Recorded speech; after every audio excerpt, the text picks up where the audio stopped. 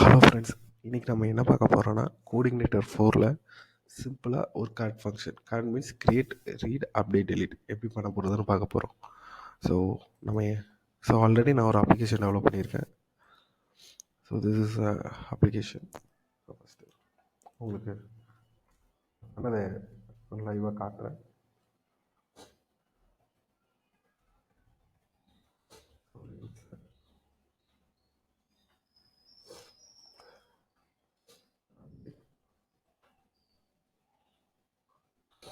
ஒரு delete. So இது ரொம்ப சிம்பிள் தான். ஸோ இந்த ஃபங்க்ஷனை எப்படி நம்ம இந்த அப்ளிகேஷனை எப்படி டெவலப் பண்ணலான்னு ஒன் பை ஒன்னாக பார்க்கலாம்.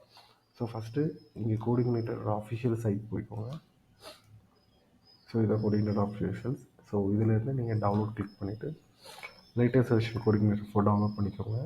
சப்போஸ் கோடிங்னேட்டர் 4ல் 2 ஆப்ஷன் இருக்குது. டேரெக்டாக டவுன்லோட் பண்ணலாம், இல்லாட்டி கம்போசர் வழியாக டவுன்லோட் பண்ணலாம். ஸோ நீங்கள் கம்போசர் வழியாக டவுன்லோட் பண்ணுறீங்கன்னா கோடிங்னேட்டரில் யூசர் கைடில் அவங்களே டீட்டெயில்ஸாக கொடுத்துருக்காங்க. ஸோ கம்போசர், கிரியேட் ப்ராஜெக்ட் சொல்லிட்டு கோடிங்னேட்டர் டேரெக்டாக நம்மளோட மிஷினில் டவுன்லோட் பண்ணுற ஆப்ஷனும் கொடுத்துருக்காங்க. ஸோ இந்த ரெண்டில் எது பெஸ்ட்டுன்னு கேட்டிங்கன்னா சீரியஸாக கம்போசர் தான். கம்போசர் வழியாக டவுன்லோட் பண்ணுறது தான் பெஸ்ட்டு. ஏன்னா நம்மளோட சிஸ்டம் ரெக்யூர்மெண்ட் என்ன இருக்குன்னா ஆட்டோமேட்டிக்காக கம்போசர் டிஃபைன் பண்ணி அதுக்கு தேவையான ஃபைல்ஸ் எல்லாத்தையும் டவுன்லோட் பண்ணிடும். ஓவர் அது உங்களுக்கு வெயிட்டான்னு சொன்னீங்கன்னா டேரெக்டாக இதுவும் டெவலப் பண்ணலாம். இதுலேயும் எந்த பிரச்சனையும் இருக்காது. ஸோ ஒன்ஸ் நீங்கள் டவுன்லோட் பண்ண அப்புறம் ஒரு டேட்டாபேஸ் ஒன்று க்ரியேட் பண்ணிக்கோங்க. யூடியூப் ப்ராஜெக்ட் நான் ஒரு டேட்டாபேஸ் க்ரியேட் பண்ணியிருக்கேன். அதில் யூசர்னு ஒரு டேபிள் க்ரியேட் பண்ணியிருக்கேன். ஸோ அதில் நேம், ஏஜ், இமெயில் 3 காலம் வாங்கியிருக்கேன். இது கிரியேட்டட் அண்ட் அப்டேட்டட் ஆட்டோமேட்டிக்காக கொடுத்துருக்கேன். ஸோ ஒரு க்ரியேட் ஆனாலும் ஒரு அப்டேட் ஆனாலும் டேட் இன்செர்ட் ஆகாதுக்காண்டி இது க்ரியேட் பண்ணியிருக்கேன். அதுக்கப்புறம் ஸோ இதில் வந்து பப்ளிக்குள்ள index.phpங்கிறது இருக்கும். அப்புறம் ajax இதுக்குள்ளே பப்ளிக் ஃபோல்டருக்குள்ளே இருக்கும். ஓகேங்களா? இப்போ ஆப்குள்ளே app.php. ஸோ இதில் பேஸ் யூஆர்எல் நீங்கள் டிஃபைன் பண்ணிக்கோங்க. இன்கேஸ் இதில் 2 டைப்பாக ரன் பண்ணலாம். ஃபஸ்ட்டு ஒன்று என்னென்னா டேரெக்டாக நம்ம ஜாம்ப் வழியாக ரன் பண்ணுறது. செகண்ட் ஒன்று என்னென்னா கமாண்ட் ப்ராம்ப்ட் டெர்மினல் வழியாக நீங்கள் ரன் பண்ண முடியும். ஸோ அதுக்கேற்றபடி நீங்கள் பேஸ் யூஆர்எல் டிஃபைன் பண்ணிக்கோங்க. ஸோ நான் இப்போ நான் ஜாம்ப் வழியாக கொடுத்துருக்கனால இந்த ஆப்ஷன் க்ரியேட் பண்ணியிருக்கேன். அதுக்கப்புறம் டேட்டாபேஸ்.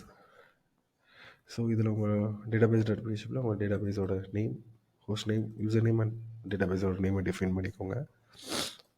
ஸோ இங்கே நீங்கள் ஜாம்ப் வழியாக பண்ணுறீங்கன்னா அதுக்கு ஃபஸ்ட்டு நீங்கள் என்ன பண்ணணுன்னா பப்ளிக் ஃபோல்டர் உள்ள index.phpயும் ajaxஸையும் ஃப்ரண்ட்டில் தூக்கி போடணும். பிகாஸ் இல்லாட்டி நீங்கள் எப்படின்னா இந்த ஃபைல் ரன் பண்ணும்போது இந்த இடத்துல பப்ளிக்கு நீங்கள் கொடுக்குற மாதிரி இருக்கும். ஸோ நம்மளுக்கு வந்து அந்த யூஆர்எல்ல ப்ராப்ளம் வரும். ஸோ அதனால் நான் என்ன பண்ணியிருக்கேன்னா பப்ளிக் ஃபோல்டர்லேருந்து index.php அண்ட் ajaxஸை காப்பி பண்ணி இங்கே வெளியே போட்டிருக்கேன். ஸோ இதுக்கும் என்ன டிஃப்ரென்ஸ்னால் இங்கே ஒன்றும் பிரச்சனை இல்லை. இங்கே ஒரு ஃபோல்டரோட பார்த்து தான் மாற்றிருப்பேன், வேறு எதுவும் சேஞ்ச் பண்ணியிருப்பேன். இந்த லைனை ரிமூவ் பண்ணியிருக்கேன் வெளியே உள்ள இதில். ஸோ வெளியே உள்ளதில் ஜஸ்ட் இந்த லைனை மட்டும் தான் ரிமூவ் பண்ணியிருக்கேன், வேறு எதுவும் பண்ணல. ஸோ இப்படி கொடுத்தீங்கன்னா இது வந்து ஜாம்பில் ரன் ஆகும். அதுக்கப்புறம் controllers. So first user controller. உங்களுக்கு கோடிங்னேட்டர் 3 தெரியும்னா ஆல்ரெடி உங்களுக்கு கோடிங்னேட்டர் 3ல் கொஞ்சம் நாலேஜ் இருக்குன்னா கோடிங்னேட்டர் 4 கொஞ்சம் சேஞ்ச் பண்ணியிருக்காங்க. சப்போஸ் உங்களுக்கு கோடிங்னேட்டர் 4 பேஸ் ஸ்டார்டிங் தான் நீங்கள் படிக்கிறீங்கன்னா ஒன்றும் ப்ராப்ளம் இல்லை. ஸோ இந்த வீடியோ உங்களுக்கு ஈஸியாக அண்டர்ஸ்டாண்ட் ஆகிடும். கோடிங்னேட்டர் 3 படித்தவங்களுக்கு ஃபஸ்ட் டைம் சொல்லும் போது கொஞ்சம் கன்ஃபியூஷனாக இருக்கும். ஆனால் நீங்கள் 2-3 டைம் ரன் பண்ணிட்டீங்கன்னா இது ரொம்ப ஈஸியாக இருக்கும். கோடிங்னேட்டர் 3 விட 4 ரொம்ப ஈஸியாக இருக்கும். ஸோ இதில் வந்து எப்படின்னா ஃபஸ்ட் வந்து நம்ம என்னென்ன ஃபைல்ஸ் யூஸ் பண்ண போகிறோம், என்னென்ன ஹெல்ப்பர்ஸ் யூஸ் பண்ண போகிறோம், ஸோ எல்லாத்தையும் நம்ம இங்கே டிஃபைன் பண்ண போகிறோம். ஸோ நேம் ஸ்பேஸ் போட்டு கண்ட்ரோலர் யூஸ் பண்ணுறோம். அப்புறம் கோடிங்னேட்டரோட கண்ட்ரோலர், இந்த கண்ட்ரோலரை இங்கே இன்க்ளூட் பண்ணுறோம். ஆப் மாடல்ஸ், யூசர் மாடல், நம்ம என்னென்ன மாடல்ஸ் எல்லாம் யூஸ் பண்ணுறோமோ அது எல்லாத்தையும் இங்கே டிஃபைன் பண்ணுறோம். இன்கேஸ் கோடிங்னேட்டர் 3ல் எப்படி பண்ணியிருக்கோம்னா 4 திஸ் லோடு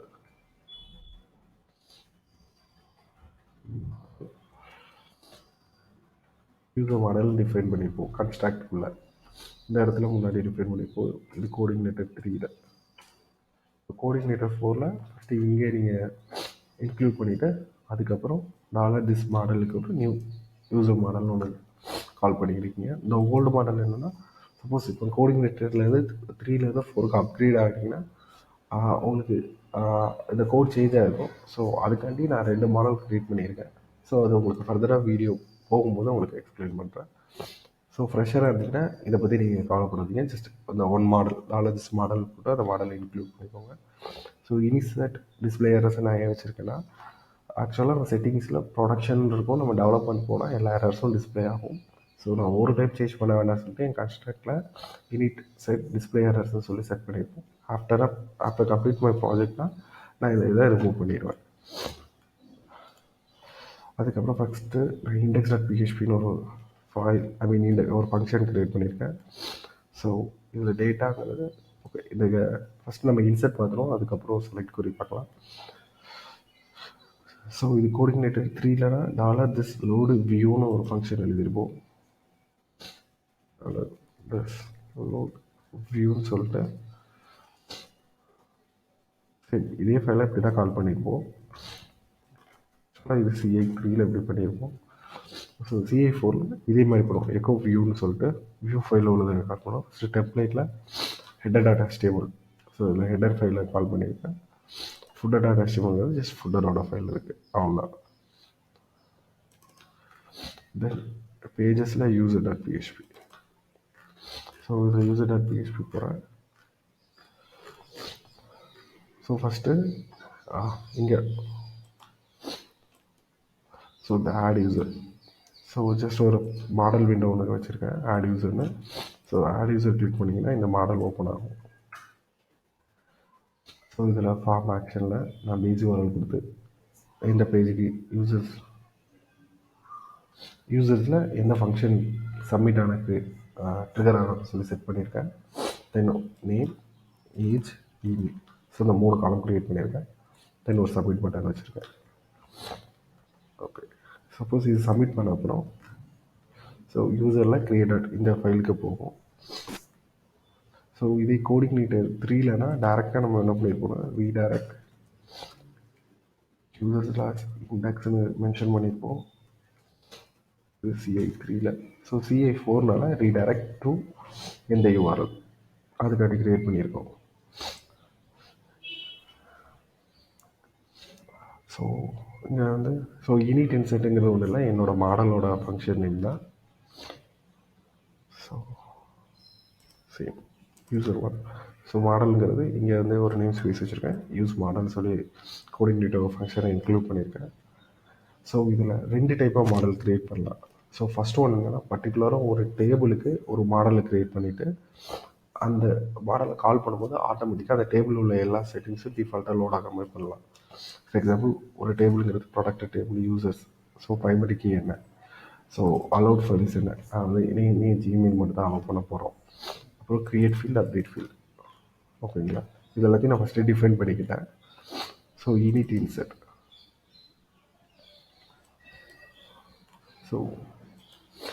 ஸோ இனிட் இன்செட்டுங்கிறது என்னோடய மாடல் ஃபைல்.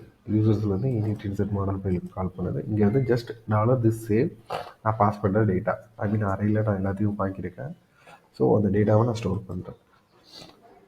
ஸோ கோஆர்டினேட்டர் 3ல் நம்ம என்ன பண்ணியிருப்போம்னா, இப்போ இந்த டேட்டா வேணும்னா data equal to $this input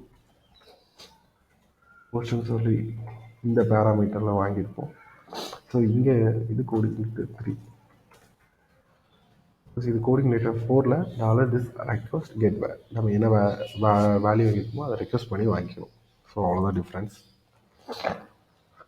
so இது செட் போடுறேன், சேவ் கொடுக்குறேன், ஆட்டோமேட்டிக்காக இங்கே சேவ் ஆச்சு. இதே நம்ம கோஆர்டினேட்டர் 3ஆக இருந்தால் என்ன பண்ணியிருப்போம்னா, அதில் this dp insert டேபிள் இங்கே டேட்டா நம்மளோட வேல்யூஸ் கொடுத்துருப்போம். இது கோஆர்டினேட்டர் 3ல். இது கோஆர்டினேட்டர் 4னால இன்பில்ட் ஃபங்க்ஷன் சேம்னு ஒரு ஃபங்க்ஷன் கொடுத்துருக்காங்க. ஸோ அதுக்கு ஜஸ்ட் பாஸ் பண்ணால் போதும். ஸோ இங்கே நம்ம எல்லாமே டிஃபைன் பண்ணுறதோ ஆட்டோமேட்டிக்காக இந்த மாடல் இந்த யூசர் டேபிளில் தான் ரெஃபர் பண்ணுது அப்புறம் இந்த மாடல் இந்த காலம்ஸ் தான் அலோவ் பண்ணுன்னு சொல்லி ஆட்டோமேட்டிக்காக கோடிங்னேட்டர் 4 டிஃபைன் பண்ணி வச்சிடும். தென் டேட்டாபேஸில் ஸ்டோர் பண்ணிடும்.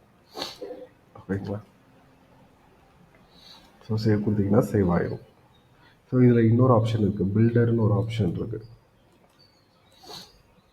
அதை நான் உங்களுக்கு சாஃப்ட் கோடில் எக்ஸ்பிளைன் பண்ணால் இன்னும் ஈஸியாக இருக்கும். ஸோ இதுதான் ஜஸ்ட் இன்செட்.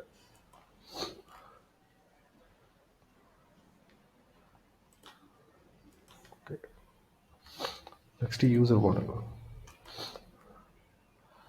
ஸோ இப்போ வந்து பில்டர் வழியாக எப்படி இன்செர்ட் பண்ணலான்னு பார்க்கலாம். சப்போஸ் கோடிங்னேட்டர் உங்கள் 4 தான் படிக்கிறீங்கன்னா இந்த ஆப்ஷன் நீங்கள் தெரிஞ்சு வச்சுக்கோங்க. ஸோ 2 டைப்பில் நம்ம இன்சர்ட் பண்ண முடியும். இதில் எப்படின்னா, நம்ம எந்த ஒரு மாடல் ஒன்று க்ரியேட் பண்ணியிருக்கோம். பட் இந்த மாடல் வந்து எந்த டேபிளையும் ரெஃபர் பண்ணாது. இது ஐ மீன் விச் மீன்ஸ் இது வந்து மல்டிபிள் டேபிளாக நம்ம யூஸ் பண்ண போகிறோன்னா இதில் எந்த டேபிளையும் நான் அசைன் பண்ணல. டேரெக்டாக ஒரு யூனிட் இன்சர்ட்னு ஒரு கோடு எழுதியிருக்கேன். ஜஸ்ட் இப்போ யூசரில் யூனிட் இன்சர்ட்னு ஒரு கோடு எழுதியிருக்கேன். ஸோ இங்கே போயிட்டிங்கன்னா டிபி நம்ம அதில் எப்படின்னா $this dp இன்சர்ட்னு கோடு எழுதுறோம்ல. ஸோ இந்த $this dp தான். ஸோ உங்கள் ஒரு டிபின்னு ஒன்று க்ரியேட் பண்ணிக்கிறோம். இந்த டிபி ஆட்டோமேட்டிக்காக நம்ம வேணும் தாண்டி டிபி கனெக்ட் டிஃபால்ட்டு கொடுத்தீங்கன்னா டிஃபால்ட்டாக என்ன டேட்டாபேஸ் கனெக்ட் ஆகிருக்கோ அது கனெக்ட் ஆகிடும். ஸோ நான் பில்டர்னு ஒரு வேரியபிளில் this dp டேபிள் யூசர்ஸ், இது எதுக்குன்னா இந்த யூசர் டேபிளை தான் நம்ம ஆக்சஸ் பண்ண போகிறோம் அப்படின்னு சொல்லிட்டு ஃபஸ்ட்டே டிஃபைன் பண்ணணும் பில்டரில். தென் பில்டர் டாட் இன்செர்ட்னு கொடுத்தீங்கன்னா டேட்டாபேஸில் வேல்யூ இன்செர்ட் ஆகும். ஸோ இது கோடிங்னேட்டர் 3 இன்செர்ட் கோடிங். ஸோ இது கோடிங்னேட்டர் 4 இன்செர்ட் கோடிங். ஓகேங்களா? சப்போஸ் ஃப்ரெஷ் புதுசாக தான் படிக்கிறீங்கன்னா அந்த கோடிங்னேட்டர் 3 நீங்கள் ஸ்கிப் பண்ணிடுங்க. சப்போஸ் அப்கிரேட் பண்ணுறீங்கன்னா ஸோ ரெண்டுத்தையும் மேஷ் பண்ணி பார்த்துக்கோங்க. பிகாஸ் உங்களுக்கு புதுசாக பார்க்குறாங்க கன்ஃபியூஷன் ஓவராக இருக்கும். பட் நீங்கள் யூஸ் பண்ண இது ரொம்ப ஈஸியாக தான் இருக்கும்.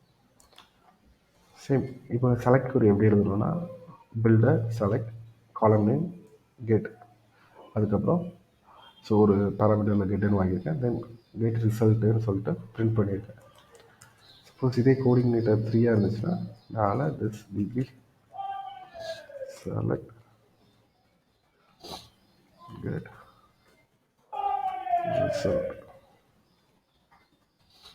ரிசல்ட் அரே இப்படி ஸ்டோர் பண்ணியிருக்கோம்.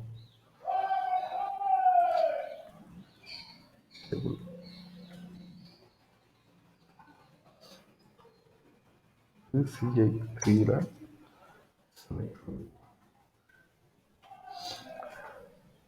இப்படி எழுதியிருப்போம். ஸோ இங்கே எப்படின்னா பில்டர், ஸோ பில்டருங்கிறது என்னென்னா நான் இங்கே டிஃபைன் பண்ணிட்டேன். மறக்காமல் இதை டிஃபைன் பண்ணியிருக்கேன். ஸோ டிஃபைன் பண்ணால் தான் இந்த கோடிங் ஒர்க் ஆகும்.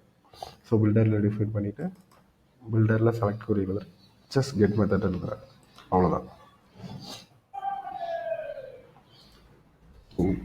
இவ்வளோ தான் இது பில்டரோட கோடு.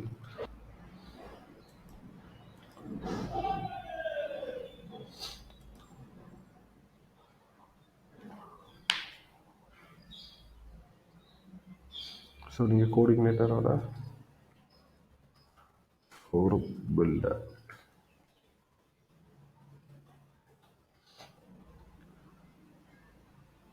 ஸோ இதில் நீங்கள் பார்த்தீங்கன்னா டீட்டெயில்டாக உங்களுக்கு கொடுத்துருப்பாங்க. ஸோ எப்படி ஒரு பில்டரில் ஒரு டேபிள் அசைன் பண்ணுறது, அதுக்கப்புறம் எப்படி ஒரு டேபிளில் வேல்யூ கெட் பண்ணுறது, அப்புறம் join query. So join query எல்லாமே இங்கே கொடுத்துருக்காங்க. ஸோ இது ரொம்ப சிம்பிளாக தான் இருக்கும். கோடிங்னேட்டர் 3 படிச்சுட்டு கோடிங்னேட்டர் 4 பண்ணுறவங்களுக்கு கொஞ்சம் கோடு எல்லாமே சேஞ்ச் ஆன மாதிரி இருக்கும். பட் நீங்கள் ஒரு 2 to 3 டைம்ஸ் யூஸ் பண்ணிங்கன்னா ரெகுலராக கன்ஃபார்மாக இது ரொம்ப ஈஸியாக தான் இருக்கும். ஓகே, இது கோடிங்னேட்டர். ஸோ இவ்வளோ தான் இன்செர்ட். தென் ஜஸ்ட் இன்செர்ட். நெக்ஸ்ட் வந்து அப்டேட் பண்ணுறேன். அதுக்கப்புறம் நான் select same this model. So நான் கெட் யூசர்ன்ட்டு வச்சுருக்கேன். ஸோ அதில் ஐடிங்கிறது நான் கொடுத்துருக்கேன். இது எதுக்குன்னா நீங்கள் ஸ்பெசிஃபிக்காக இப்போ ஐடி = 1 மட்டும் கெட் பண்ணணுன்னா டேரெக்டாக நீங்கள் ஐடியை மென்ஷன் பண்ணிங்கன்னா ஆட்டோமேட்டிக்காக ஃபஸ்ட் ஐடியோட டேட்டாஸ் மட்டும் எடுத்துகிட்டு வரும். இப்போ இதுக்கு நம்மளுக்கு எல்லா டேட்டாஸும் இருக்குன்னாடி ஃபைண்ட் ஆல்னு கொடுக்குறேன். ஃபைண்ட் ஆல் கொடுத்தீங்கன்னா ஸோ இதுதான் ஃபைண்ட் ஆலோட ஃபங்க்ஷன் ஆட்டோமேட்டிக். இது வந்து கோடிங்னேட்டரோட டிஃபால்ட் ஃபங்க்ஷன். ஓகேங்களா?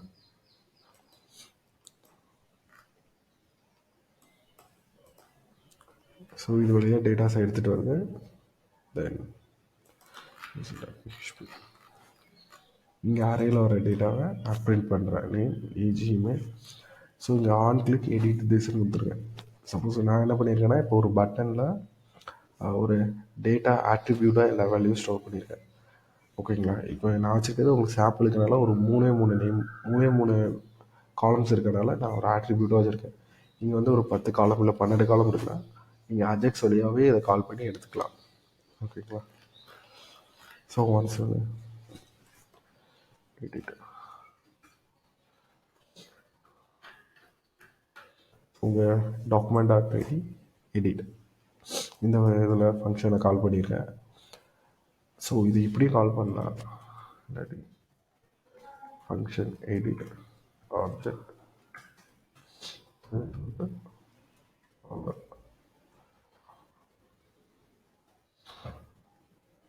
இது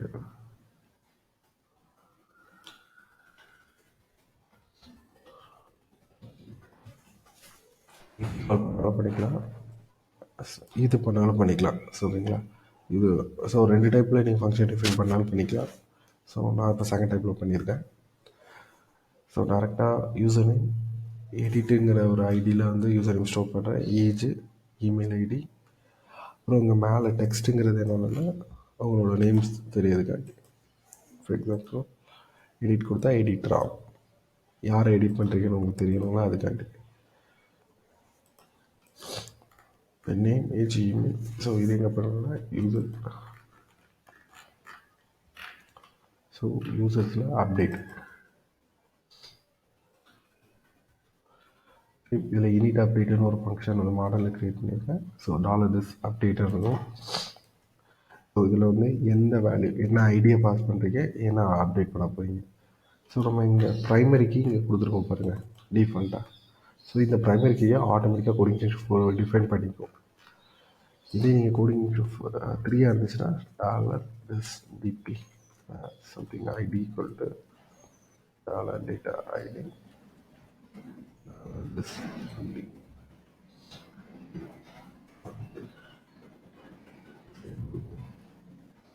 இப்போ ஸ்டோர் பண்ணியிருக்கோம்.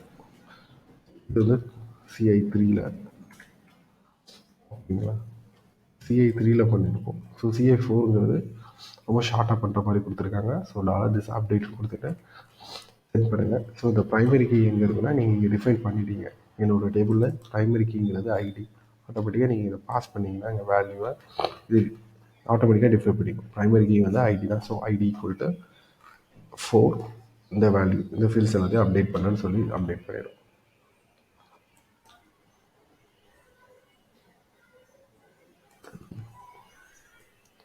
ஸோ இதை அப்டேட் பண்ணிடும்.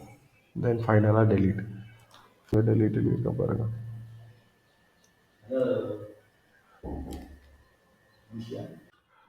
ஓகே, இந்த டெலீட் ஃபங்க்ஷன் எங்கே எழுதியிருக்கேன்னா, ஸோ இங்கே டெலீட் ஃபங்க்ஷன் எழுதியிருக்கேன்.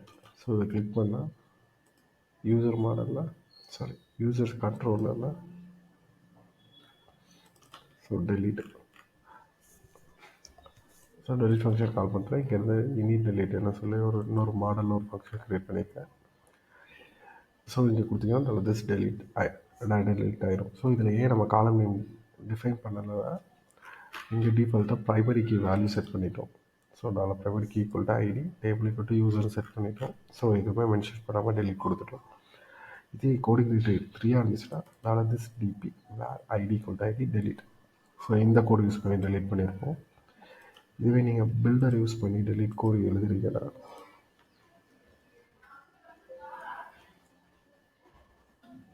ஸோ இங்கே பார்த்தீங்களா this பில்டர் ஈக்குவல் டு பில்டருங்கிறது நம்ம அசைன் பண்ணியிருக்கோம் எந்த டேபிளுக்கு. So where ID delete. இது வரைக்கும் நம்ம பார்த்தா தான் சிம்பிளாக ஒரு Codeigniter 4ல் எப்படி ஒரு கிரியேட், ரீட், அப்டேட், டெலீட் பண்ணுறதுன்னு பார்த்தோம். ஸோ இதை ஒரு 2-3 டைம் நீங்கள் ப்ராக்டிஸ் பண்ணுங்கள். கண்டிப்பாக உங்களுக்கு இது ஈஸியாக அண்டர்ஸ்டாண்ட் ஆகும்னு நினைக்கிறேன். தென் இந்த சோர்ஸ் கோடோட ஃபைலை என்னோடய டிஸ்கிரிப்ஷனில் கொடுத்துருக்கேன் அண்ட் என்னோடய ப்ளாகர்லேயும் அப்டேட் பண்ணியிருக்கேன். Thank you for